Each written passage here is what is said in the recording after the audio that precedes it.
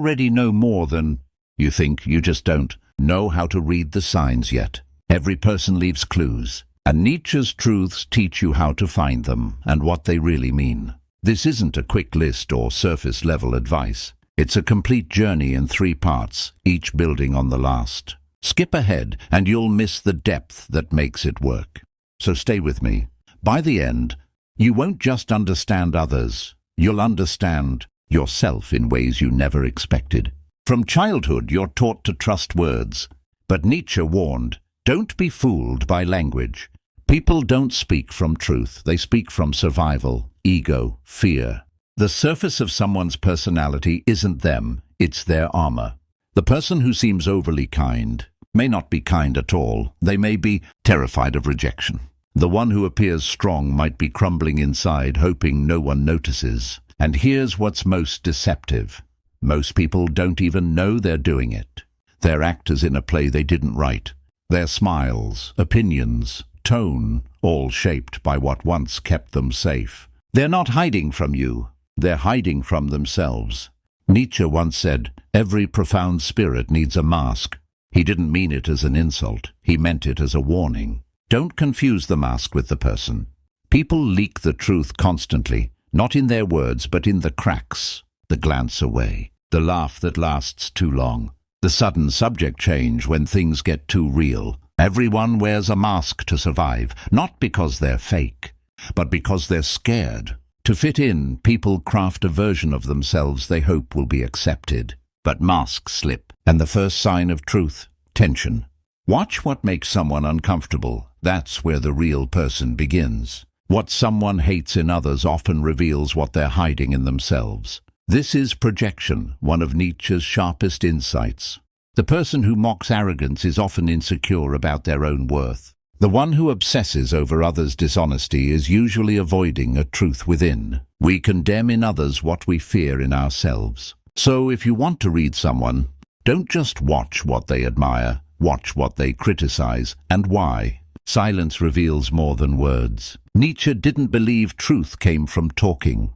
He saw language as a tool of the herd, often used to avoid reality. When someone pauses before answering, dodges deep topics, gives rehearsed replies to honest questions, that silence screams louder than speech. Avoiding vulnerability? That's not mystery. It's a map of their fear. Beware the person who loudly proclaims their purity, always correcting others, always preaching. Nietzsche called this the will to power in disguise. Sometimes morality becomes a mask for superiority. The louder the virtue signal, the more likely something's being hidden behind it. Real goodness doesn't need applause. People don't lie to you first. They lie to themselves. I'm fine. I'm over it. I don't care. These aren't lies meant to hurt you. They're lines rehearsed so often the speaker believes them. Nietzsche saw self-deception not as evil, but as defense, a way to keep functioning in a painful world. So when someone's story feels off, don't assume malice. Realize they've been deceiving themselves far longer. And that's exactly what makes reading them possible, because inconsistencies reveal the truth. Where someone feels superior, they're often hiding inferiority. Superiority is overcompensation.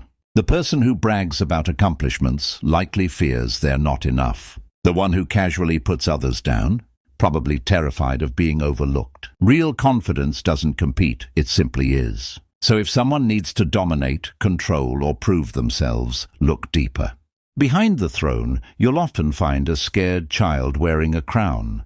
Reading people isn't about judgment, it's about understanding their core. When someone interrupts constantly, it might not be arrogance, it could be fear of being forgotten.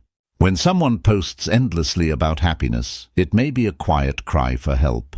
When they say I'm fine while avoiding your eyes, you listen to the body, not the sentence. Use these truths not to gain power, but to extend compassion. Because the more clearly you see someone, the less likely you are to hate them. Nietzsche didn't want you to see through others to control them. He wanted you to see through the masks, so you'd stop being fooled and start truly connecting. If you've ever looked at someone and felt you were only seeing the surface, if you've wished you could decode what's really going on beneath the mask, drop a comment below. Let's talk about those moments when people showed you the truth without saying a word. And if this helped you see people differently, subscribe. There's much more coming, and you'll want to see the rest of Nietzsche's truths unfold. It's one thing to notice the mask. It's another to watch it crack. If you've paid attention, you've seen it. A flash of discomfort when someone's beliefs are challenged. A shift in tone when things get too close. A nervous laugh that doesn't match the words. These aren't mistakes, they're clues. And if you know what to look for, you'll realize people aren't hard to read. They're just scared to be seen. In the first part, we saw how people build personas to survive. Now we go deeper into where those masks begin to break. Nietzsche believed the self isn't stable, it's a performance, stitched together to navigate the world. And the moment it's threatened, the truth leaks out. Because most actions aren't driven by desire, they're driven by fear. Most actions stem from unconscious fear. Why does someone over-explain, dominate a conversation, disappear completely, say yes when they mean no? Fear. Fear of abandonment, rejection, humiliation, failure. Nietzsche knew humans rarely act from pure will. They act to avoid loss of status, love, self-worth. So if you want to read someone, don't ask what they want. Ask, what are they afraid of losing? That's where the truth lives. When someone constantly critiques others, listen closely. The man who mocks emotional people, likely terrified of his own feelings. The woman who belittles others' appearance, probably at war with her own reflection. Nietzsche saw it clearly. Judgment is almost never about the other. It's about the self. Repeated criticism isn't insight, it's projection. And projection isn't just defense, it's a confession. Trace the line back to the speaker. What part of themselves are they trying to disown? You've met the person who seems overly sure of themselves, always composed, always in control. But watch longer, you'll see the tension in their jaw, the over-preparation, the defensiveness under pressure. Nietzsche observed this in leaders, teachers, preachers, those who perform certainty because they fear being seen. Chronic confidence often masks buried regret or a past self. They're desperate to outrun. Real peace doesn't perform. So when someone seems too sure, don't be intimidated. Be curious. Exaggeration reveals insecurity. Someone who says, I don't care what anyone thinks. They likely care deeply. I'm always happy. Probably not. Exaggeration is the ego shouting over doubt. Nietzsche believed extremism, in any form, is imbalance, not strength. So when statements sound absolute, don't believe the content. Read the fear underneath. Exaggeration is volume. The real question, what are they trying to silence? Some people crave control, not because they're strong, but because their inner world feels unstable. If someone micromanages, resists change, or dominates to feel powerful, it's not mastery, it's terror. They're afraid that if they let go, everything collapses. The stricter the outer shell, the more fragile the inner self. Look at social media, the curated poses, the constant updates, the look-at-me energy. Nietzsche didn't see this as confidence, he saw desperation. When someone performs endlessly, it's because they don't believe they'll be loved as they are. So they create noise, color, drama. But the person who truly knows themselves doesn't need an audience. They're already whole. Remember, a life that looks like a show isn't power. It's a quiet plea for belonging. You're probably feeling the shift now. You walk into a room and suddenly patterns speak louder than words. You see someone interrupting and realize they're terrified of being forgotten. You hear endless boasting and sense the invisible wound beneath. You're not reading minds. You're reading the mask, and Nietzsche just handed you the flashlight. This isn't just a skill, it's a responsibility. Because once you see people clearly, you can't unsee it. And you'll understand. Most are suffering quietly behind polished smiles. Reading them isn't about gaining power, it's about offering grace. When you see the child behind the critic, the fear behind the bully, the guilt behind the arrogance, you don't become weaker, you become unshakable. Want more? If this opened your eyes, wait for the final part. There we strip away the last layer. You'll discover how childhood wounds shape adult behavior, how envy, silence, and the need to be remembered all reveal the soul. You'll learn the deepest truths that bring absolute clarity. But more importantly, you'll understand yourself. By now, something in you has shifted. You don't just see people. You read them, not as villains, not as victims, but as humans trying to survive, with masks they never chose. But we're not done yet, because behind every behavior is a belief, and behind every belief is a wound. This final part is about learning to recognize the soul, the deep story hiding beneath everyone you meet. Nietzsche didn't just expose patterns, he revealed where they come from. No one speaks from logic, they speak from pain. You might think people argue with facts or decide with reason. Nietzsche knew better. Beneath every logical stance is an emotional wound. Someone says, love is just a fantasy, but they're not stating truth. They're guarding heartbreak.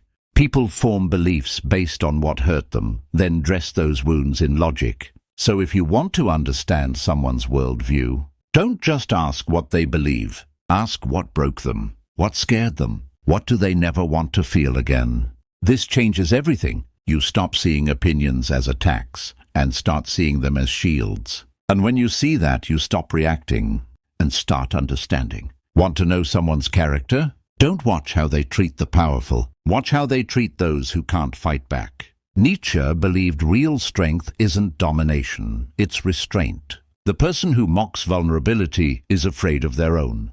Who punishes mistakes likely wasn't allowed to make any. Who always wins but leaves others bleeding is still at war within. But the one who sits with sadness without flinching, who forgives when they could punish, that's someone who's healed enough to hold space. They don't need to prove anything. They've already won the inner battle. So test this. Give someone a moment where compassion is optional. What they do then shows who they really are, not who they pretend to be. Ever met someone who needs to be seen? Every room, every story, every outfit screams, "Notice me." It looks like confidence, but Nietzsche saw deeper. That hunger usually comes from terror, of being invisible, erased, of living and dying without a trace. So they create noise, not because they love it, but because they can't bear the silence.